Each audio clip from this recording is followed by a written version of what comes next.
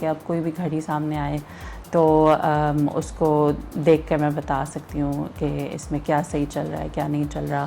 Obviously more details جاننے کے لیے ہمیں گھڑی کھولنی پڑتی ہے.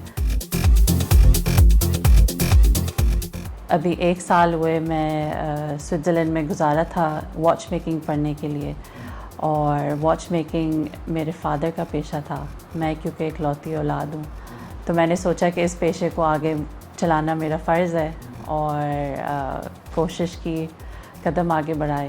اس میں اوبیسلی سب سے بڑا انفلوئنس میرے والد صاحب کا تو تھا ہی, کیونکہ انہوں نے واچ میکنگ پڑھی 1960s یا 70s میں. کراچی میں پاک سوئس ہارولوجیکل انسٹیٹیوٹ ہوتا تھا اس زمانے میں, تو اس وقت گھڑی سازی پاکستان میں تھی اور چلتی بھی تھی.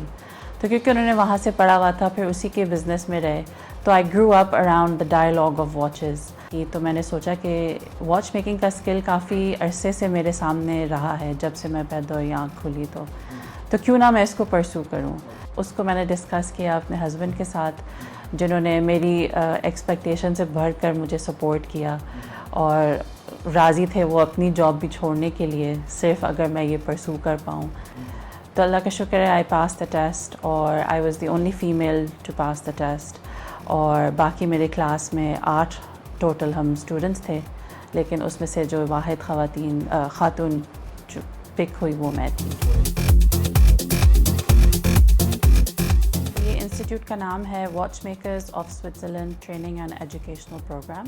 واچ میکنگ کے ورلڈ میں اس کو ہارورڈ سمجھا جاتا ہے. یہ کورس جو میں نے کیا یہ 1 سال کا کورس ہوتا ہے واچ میکنگ پروگرام کا, اور اس میں یہ آپ کو بیسکس سے شروع کراتے ہیں.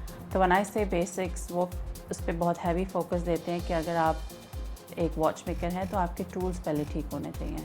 اگر آپ کے ٹولز نہیں ٹھیک تو پھر آپ گھڑی کو خراب کریں گے. تو we started with learning about screw drivers. اس کے بعد ہم پروگریس کرتے ہیں گھڑی کی طرف, کہ اگر آپ کے پاس گھڑی آئی ہے تو اس کو دھیان کیسے رکھنا ہے, لیکن اگر اس میں پرابلمس ہیں تو ان پرابلمس کو کیسے ٹھیک کرنا ہے. تو کیونکہ گھڑی میں اتنے پرزے ہوتے ہیں, منیمم 300-400 پیس چھوٹے چھوٹے بہت ہوتے ہیں, تو آپ سمجھ سکتے ہیں کہ ایک ایک پیس کے بارے میں پڑھنا از ویری ٹائم کنزیومنگ, اور اس میں تقریباً آدھا سال گزرا.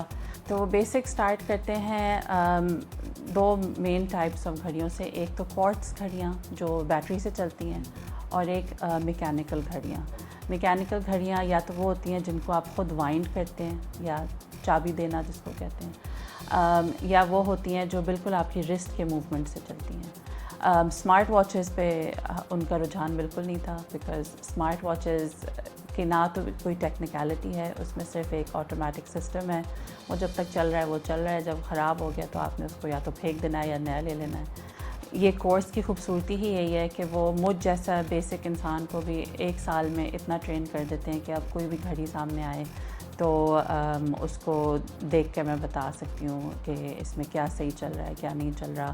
آبویسلی مور ڈیٹیلز جاننے کے لیے ہمیں گھڑی کھولنی پڑتی ہے, اور آپ کو فوراً اس کا رزلٹ بھی نظر آ جاتا ہے.